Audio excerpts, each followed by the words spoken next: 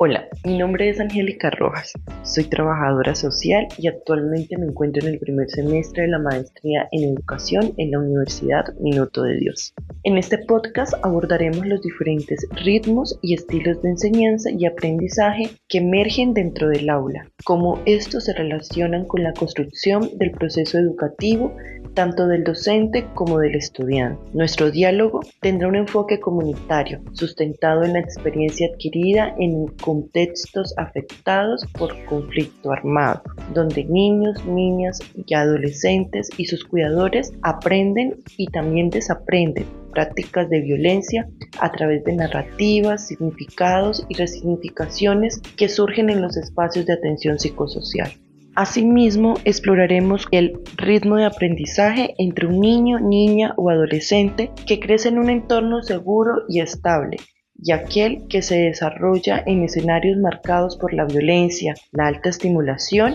y la exposición constante a riesgos y vulneraciones para dejar ver cómo estas condiciones sociales y culturales inciden en los procesos de aprendizaje del estudiante. Finalmente, conversaremos sobre los estilos de aprendizaje y las adaptaciones que han surgido no solamente en las aulas, sino también en las comunidades, con el fin de favorecer la permanencia escolar y prevenir riesgos asociados a la desescolarización, la violencia, el reclutamiento y otras formas de afectación que ponen en peligro el desarrollo integral de la niñez y la adolescencia.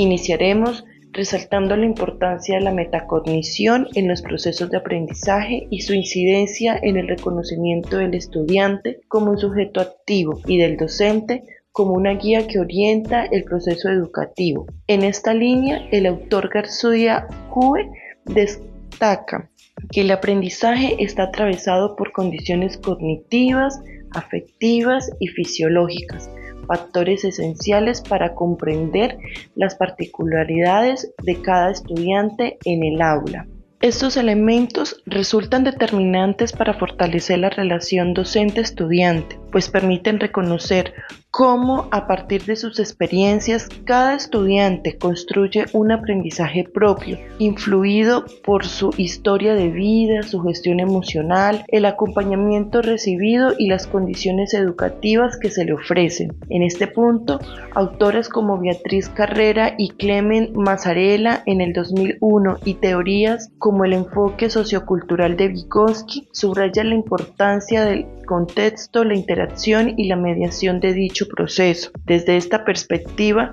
no solo es importante reconocer el contexto y los factores que influyen en el aprendizaje, sino también los ritmos y los estilos particulares que caracterizan a cada estudiante. En el modelo de Kolb se identifican dos dimensiones fundamentales para entenderlo: la percepción y el procesamiento de la información, es decir, cómo el estudiante recibe los contenidos y cómo los transforma para comprenderlos. Complementariamente, el modelo de estilos de aprendizaje de Dunn plantea que existen preferencias sensoriales, ya sean visuales, auditivas, táctiles, gráficas, que permiten al estudiante reconocer cuándo necesita reforzar una tarea o una acción y qué estrategia le resulta más efectiva en la relación percepción-procesamiento.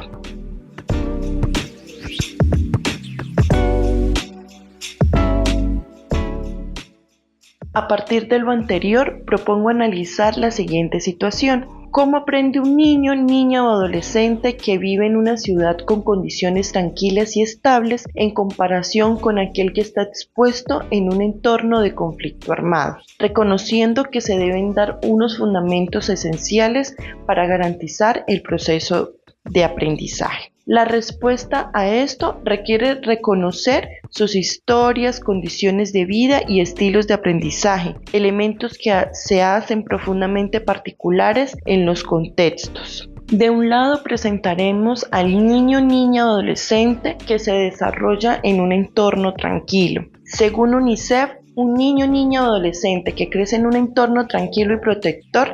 tiene mayores oportunidades para fortalecer su proceso de aprendizaje. Esto se relaciona con lo que plantea Richman en 1979, quien afirma que el contexto determina en gran medida los comportamientos y las actitudes frente al aprendizaje, influyendo directamente en la manera como los estudiantes se motivan y se involucran en el proceso, en procesar la información. De igual manera, estos entornos favorecen el desarrollo de una mayor seguridad en sí mismos y una autoestima más sólida. En este sentido, la teoría cognitivo-social de Albert Bandura explica que la autoeficacia corresponde a las creencias que posee la persona sobre sus capacidades para organizar y ejecutar las acciones necesarias en diferentes situaciones. Estas creencias influyen en los procesos cognitivos, afectivos, motivacionales y en la autorregulación, permitiendo que el estudiante se perciba como un agente activo de su propio aprendizaje. Asimismo, en un entorno estable se facilita la construcción de habilidades sociales positivas, favorece el desarrollo de relaciones interpersonales saludables y favorece el sentido de la empatía, competencias esenciales para la convivencia y el aprendizaje colaborativo en etapas posteriores.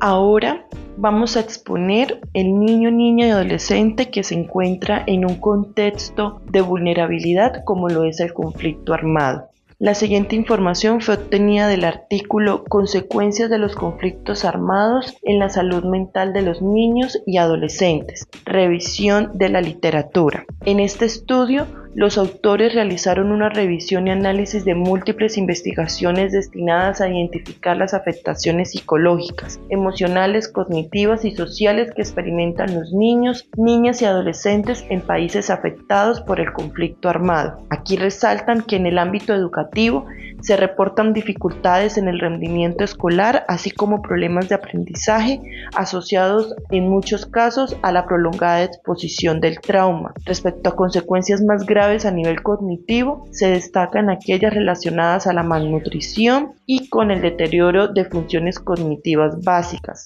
como la memoria, atención, concentración, sensación y percepción de funciones cognitivas superiores, entre ellas el pensamiento, la conciencia y el razonamiento.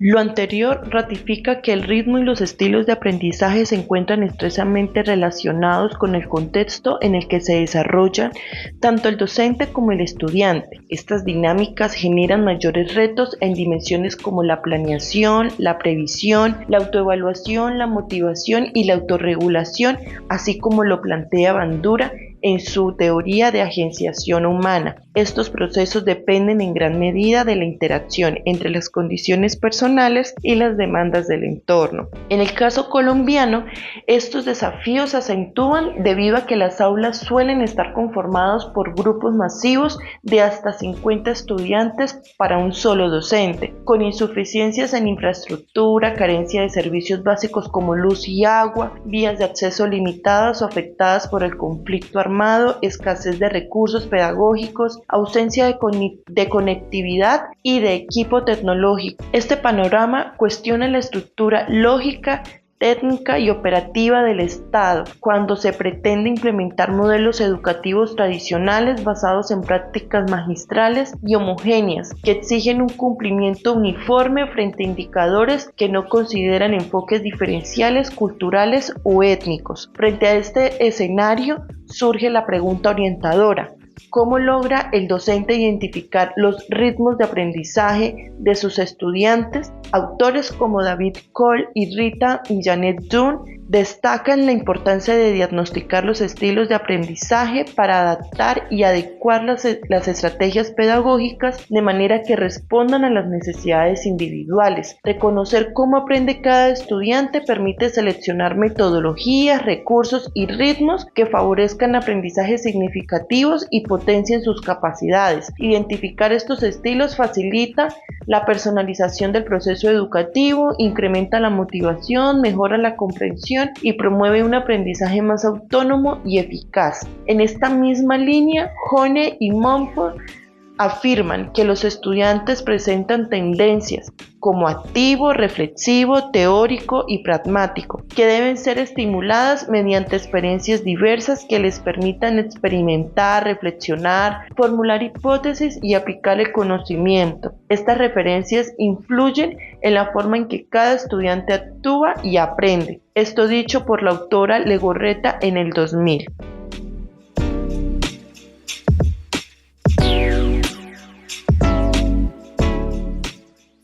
Por su parte, el modelo Dun-Dun, utilizado ampliamente en contextos de diversidad, plantea 5 dimensiones esenciales para comprender los estilos de aprendizaje: la dimensión ambiental, emocional, sociológica, fisiológica y psicológica. A partir de estas dimensiones, los autores proponen varias orientaciones prácticas para que el docente pueda incorporar en el aula. Entre esas se encuentra la evaluación de los estilos de aprendizaje, que está relacionado con identificar las preferencias individuales de cada estudiante en el marco de los procesos de aprendizaje, la flexibilidad en el entorno, adaptar un ambiente para que responda a las necesidades de este, la variedad de las actividades y es incorporar estrategias complementarias como podcasts, películas, lecturas y otros ejercicios prácticos, uso de la tecnología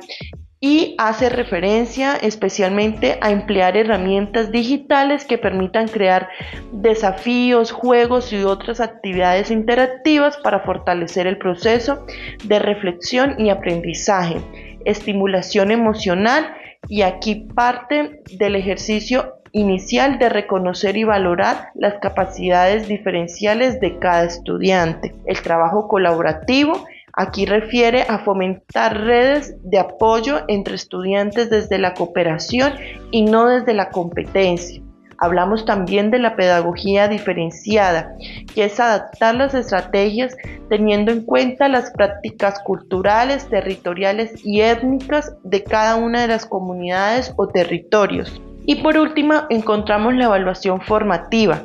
que está relacionada a utilizar la evaluación más como un proceso conjunto entre el docente y el estudiante que permita revisar y ajustar las estrategias pedagógicas que permitan también el aprendizaje de ambas partes.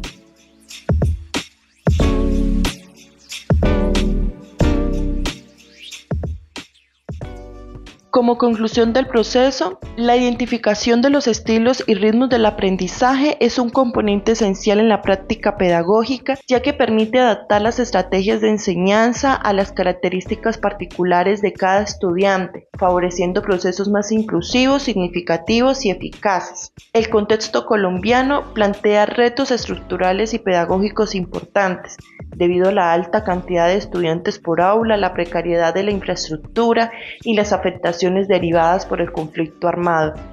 Estas condiciones evidencian la necesidad de replantear los modelos educativos tradicionales que suelen basarse en la generalización y no contemplan enfoques diferenciales ni diversidad cultural. Además, autores como Cole, Dunn, Hone y Mumford resaltan que la diversidad de los estilos de aprendizaje exige que los docentes incorporen metodologías variadas, flexibles y sensibles a la particularidad de cada estudiante. Esto no solo fortalece la motivación y la comprensión, sino también potencia la autonomía y la agencia humana en el marco de la teoría cognitivo-social. Promover estrategias diferenciadas, el trabajo colaborativo, el uso de herramientas tecnológicas y la evaluación formativa permite también construir experiencias educativas más equitativas, pertinentes y adaptadas a los ritmos de cada estudiante, a las necesidades de cada territorio. Por último, el conjunto de reconocer y entender los estilos y ritmos de aprendizaje se convierte en un acto pedagógico fundamental para garantizar el derecho a una educación de calidad,